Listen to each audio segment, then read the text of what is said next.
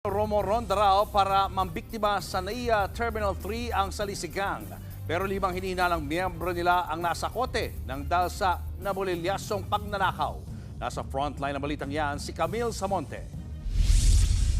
Walang kawala ang 5 kawatan ng McCorner sa loob mismo ng Ninoy Aquino International Airport Terminal 3 sa Pasay noong linggo. Ang mga suspect, miyembro umano ng salisigang.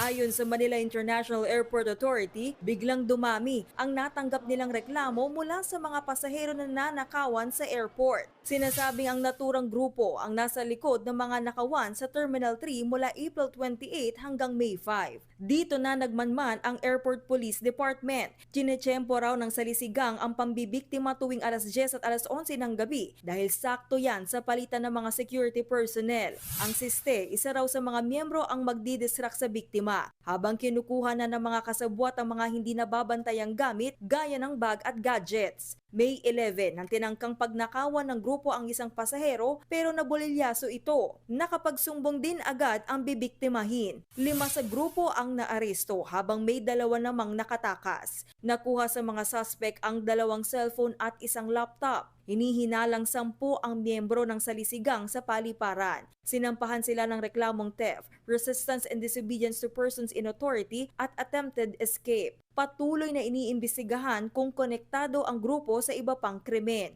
Paalala ng Manila International Airport Authority, pay close attention to their belongings. Cameras alone won't be able to save their stuff, di ba? Parang we can trace yung steps of what happened, but we cannot stop it at that moment if they themselves are not alert enough to call out, di ba, na may insidente. Rest assured naman, as I said, the Airport Police Department of MIAA is present in all terminals. nagbabalita mula sa Frontline, Camille Samonte, News 5. Mga kapatid, Julius Babaw po. Iba na ang may alam at may pakialam sa panahon ngayon. Para sa frontline ng mga balita, mag-follow at mag-subscribe sa social media pages ng News 5.